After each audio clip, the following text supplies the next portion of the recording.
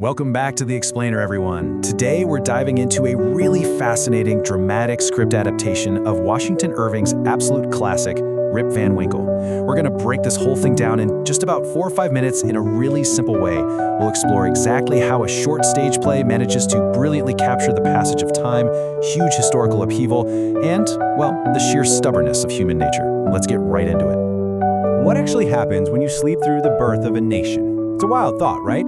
But this simple, really profound question is the heartbeat of the story we're exploring today. It anchors our whole narrative, right in the late 1700s, deep in the Catskill Mountains of New York. Because as you know, this isn't just some story about a guy taking a really long nap. It's a deep dive into what happens when the world literally moves on without you. Real quick, let's look at the dramatis persona. We've got our narrator, the storyteller.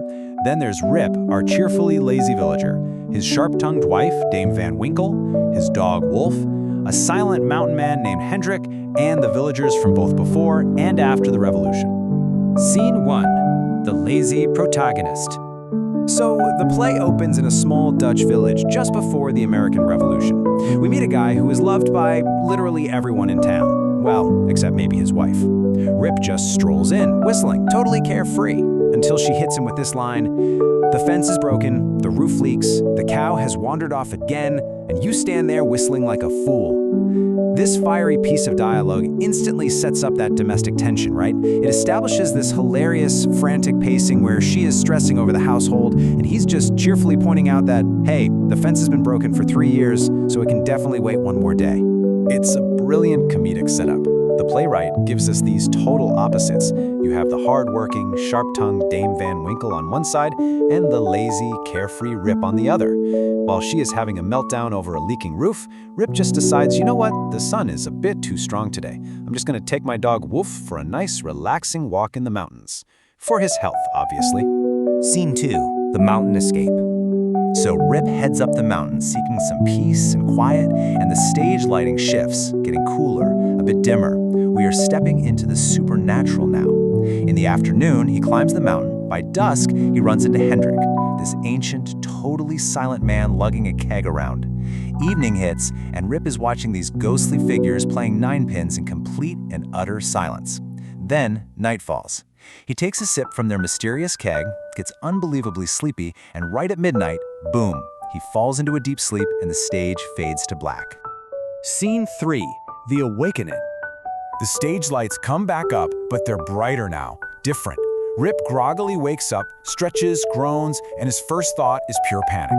He thinks he slept past breakfast, and his wife is going to absolutely kill him. But then he makes some pretty startling discoveries.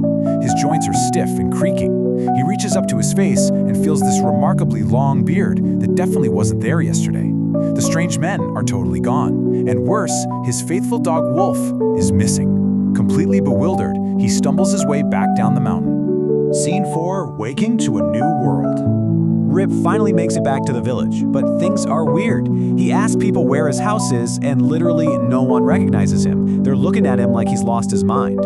Finally, a young woman overhears him asking about a guy named Rip Van Winkle. She whispers that, yeah, her grandmother used to talk about a man with that name, but he vanished into the mountains exactly 20 years ago.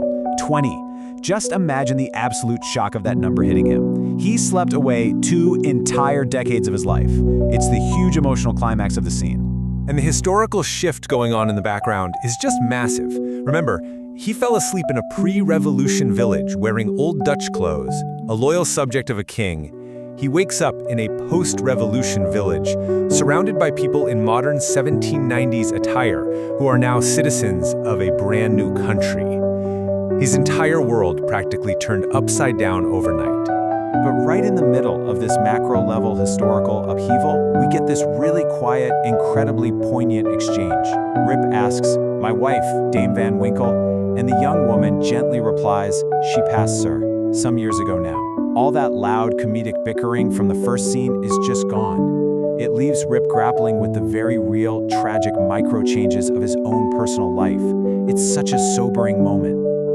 Scene 5, the unchanging man. So that young woman, it turns out she's actually his daughter, little Judith, all grown up. They reunite, and Rip settles into his twilight years as the beloved village storyteller. And this quote from the narrator absolutely nails the core theme. Everything he had known had changed, and yet somehow, Rip himself remained exactly the same. A whole revolution happened. His wife passed away, his daughter grew up, but Rip's inherently carefree, kind of lazy nature, it didn't budge an inch. The playwright gives us this wonderfully humorous wrap-up. The narrator tells us Rip lived out the rest of his days telling stories, adored by all the kids, and the ultimate punchline, he never ever worried about that broken fence again. But, to be fair, he never fixed it either. It's the perfect ending, proving that even after a 20-year time jump and the birth of a nation, a lazy man is still gonna be a lazy man. As we wrap up this explainer, I want to leave you with this provocative question. Rip Van Winkle slept through an era-defining revolution, yet woke up the exact same guy. So, if the whole world changes overnight, do we actually have to change with it? Thank you so much for joining me on this quick journey through the Catskills. Keep exploring, keep questioning, and I'll catch you in the next explainer.